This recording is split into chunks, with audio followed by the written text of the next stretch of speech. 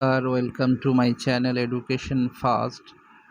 আজকের আলোচনার বিষয় ক্লাস 8-এর মডেল অ্যাক্টিভিটি টাস্ক সেপ্টেম্বর মাসের ইংলিশ সাবজেক্টের। সকলে স্ক্রিনে চোখ রাখো এবং যাদের কাছে কোশ্চেনটি আছে তারা দেখতে থাকো। Read the following passage and answer the questions that follow. প্যাসেজটা পড়তে বলছে এবং তারপরে উত্তরগুলো দিতে বলছে প্রশ্নের। তোমাদের টেক্সটে এই প্যাসেজটি আছে, সুতরাং আমি পড়ে আর ভিডিওটি লম্বা করছি না। আশা করি তোমরা এই টেক্সটটা পড়ে বুঝে নিতে পারবে। আমি প্রশ্নগুলো নিয়ে আলোচনা করছি। এটা কি বলছে? Complete the following sentences with information from the passage. Passage থেকে ইনফরমেশন বা তথ্য নিয়ে টেক্সটটাকে পূর্ণ করতে হবে, শূন্যস্থান পূর্ণ করতে হবে। প্রথমটা কি বলছে? The reign of King Arthur gifted England. King আর্থারের রাজত্বকাল ইংল্যান্ডকে কী উপহার দিয়েছিল? আমরা জানি প্রথম লাইনই দেখো আছে, king Arthur could give piece and prosperity, অর্থাৎ শান্তি এবং সমৃদ্ধি দিয়েছিল। তাহলে এখানে তোমাকে লিখতে হবে পিস অ্যান্ড প্রসপারিটি, যেটা এখানে আছে পিস অ্যান্ড প্রসপারিটি। প্রথমটা হবে পিস অ্যান্ড প্রসপারিটি। 2 নম্বর কি বলছে? Lady Guinevere was the daughter of. Guinevere কার মেয়ে ছিল? Daughter of king of Cornwall. কর্নওয়েলের রাজার মেয়ে ছিল। তাহলে এখানে লিখতে হবে daughter of the king of Cornwall. এটা স্ক্রিনে আমি আইডেন্টিফাই করে দিয়েছি, দেখে নাও। এটা লিখতে হবে সেকেন্ডে। 3 নাম্বার, রিচলি গিল্ডেড প্যাভিলিয়ন ওয়াজ পেন্টেড। এই যে প্যাভিলিয়নটা, সেটা কিভাবে চকচক করছিল সেটা তোমাকে দেওয়া আছে। দেখো এইখানটায় gilded pavilion painted crimson and, এখানে দেখো painted with crimson and dark blue. এখানে লিখতে হবে was painted with crimson and dark blue. তাহলে অ্যান্সার দ্য ফলোয়িং কোশ্চেন্স। প্রশ্নগুলোর উত্তর দাও। বি দেখের 1 নাম্বারটা, why were the barons unhappy. Barons unhappy কেন ছিল? উত্তর দেবে এইভাবে, the barons were unhappy because King Arthur was gentle and just. King Arthur যেহেতু খুব শান্ত এবং দয়ালু এবং ন্যায়পরায়ণ ব্যক্তি, সেই জন্য তারা আনহ্যাপি ছিল। তো আমরা give a brief description of the pavilion where Merlin took Arthur. ছোট্ট বর্ণনা দিতে বলতে সেই প্যাভিলিয়নটায় যেখানকে মার্লিন কিং আর্থারকে নিয়ে গিয়েছিল। লিখবে, এখানে পরিষ্কার দেওয়া আছে, দেখো সেকেন্ড লাইনটায়, থার্ড লাইনটায়, the floor was marbled. Merlin took Arthur to a richly gilded pavilion painted crimson and dark blue. এখানটায় আছে, এখান থেকে লিখে দেবে, তাহলেই হবে। এখানটা স্টপ দিয়ে ফুল স্টপ দিয়ে এখানটা মিডল। ওকে। 3 হচ্ছে, what did the knights promise King Arthur. নাইটরা কিং আর্থারকে কি প্রমিস করেছিল? উত্তরটা দেখো, the knights promised that they would help the helpless, be gentle to the weak and punish the wicked. তারা প্রতিশ্রুতি দিয়েছিল যে তারা যারা হেল্পলেস, যারা অসহায়, তাদেরকে সাহায্য করবে এবং তাদের প্রতি খুব ভালো আচরণ করবে। যারা দুর্বল এবং যারা বদমাশ তাদেরকে শাস্তি দেবে। এইখানটায় এটা আছে, তোমরা দেখে নিয়ে লিখে দেবে।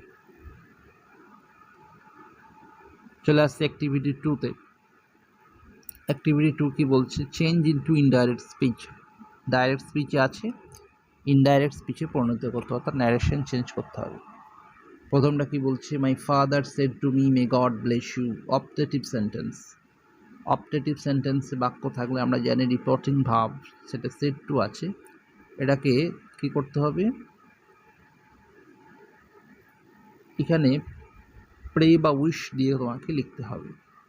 তাহলে লিখবে মাই ফাদার, লিখিয়ে দেওয়ার চেষ্টা করছি, my father wished that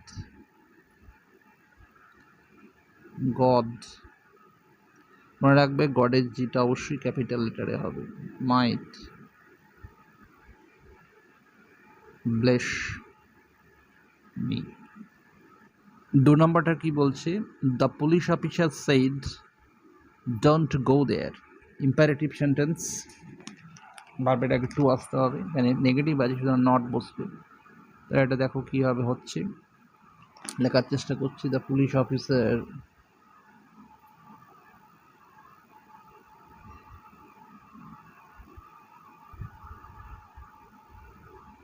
officer ordered not to go there. Okay. 3 number দেখো, রবি said the earth revolves around the sun.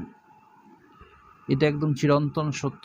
চিরন্তন সত্যের ক্ষেত্রে আমরা জানি রুলে আছে যে কোনো পরিবর্তন হয় না, যেমনকার থাকে তেমনই থাকে। সুতরাং আমি আর এটা লিখছি না, এবার লিখে দেবে রবি said that the earth revolves round the sun, যেমনকার তেমন আছে, শুধু দ্যাট কানেক্টিং এই কনজাংশনটা বসালেই হবে।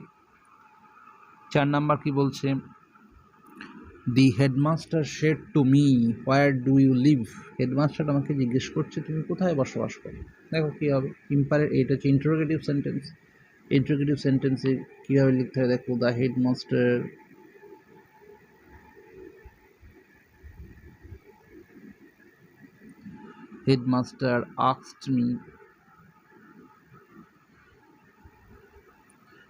asked me, তারপরে হোয়ার বসবে, ডাবল এইচ থাকলে ডাবল এইচটাই বসে যাবে। হোয়ার এর ইউ আছে, আই হয়ে যাবে, হোয়ার আই সাবজেক্টে, হোয়ার আই লিভড। ওকে, আর দেখে নাও, the headmaster asked me where I lived. Okay, চলে আসছে অ্যাক্টিভিটি 3-তে। Classify the principal clause and subordinate clause of the following sentences and write them in the table given below. নিচের বাক্যগুলোকে principal clause এবং subordinate ক্লজে classify করতে হবে। দেখো কীভাবে কোন টেবিলে দেওয়া আছে। প্রথমটায় দেখো, as it is raining I will not go out. সুতরাং অ্যাজ ইট ইজ রেনিং এই যে অংশটা, এটা হচ্ছে অ্যাজ ইট ইজ রেনিং এই তো অংশটা হচ্ছে ডিপেন্ডেন্ট ক্লজ, আর I will not go out এটা হচ্ছে প্রিন্সিপাল ক্লজ। এটা principal clause, I will not go out. Okay, 2 নাম্বারটা, it is certain. It is certain এই অংশটা হচ্ছে প্রিন্সিপাল ক্লজ, দ্যাটের আগে পর্যন্ত এটা হচ্ছে প্রিন্সিপাল ক্লজ, এখানে চলে আসবে। আর that barking dog doesn't bite এটা হচ্ছে ডিপেন্ডেন্ট ক্লজ, এই ক্লজটা মেন ক্লজের ওপর নির্ভরশীল। 3 নাম্বার দেখো, this is the place where Rabindranath was born, এটা হচ্ছে সেই জায়গা যেখানে রবীন্দ্রনাথ জন্মেছিল। এই প্রথম অংশ দিস ইজ দ্য প্লেস, এটা হচ্ছে প্রিন্সিপাল ক্লজ, আর হোয়ার রবীন্দ্রনাথ ওয়াজ বর্ন এটা ডিপেন্ডেন্ট ক্লজ। তারপর কি বলছে, what he says is not true, সে যেটা বলছে সেটা সত্য নয়। এটার প্রিন্সিপাল ক্লজ কোনটা হবে, what he said isn't true, যেটা সে বলছে সেটা সত্য নয়। তাহলে এইটার ক্ষেত্রে যেটা প্রিন্সিপাল ক্লজ হচ্ছে সেটা হচ্ছে ইজ নট ট্রু, এটার প্রিন্সিপালের সাবজেক্টটা মিসিং আছে, এটাকে তুমি ইন্ট্রোডাক্টরি সাবজেক্ট ইট ধরে নেবে, এটা ইট ইজ নট ট্রু। অর্থাৎ এই পার্টটা হচ্ছে ইট ইজ নট, এই পার্টটা হচ্ছে প্রিন্সিপাল ক্লজ, ঠিক আছে। আর হোয়াট ই সেজ এটা ডিপেন্ডেন্ট ক্লজ, এটা নাউন ক্লজ একটি।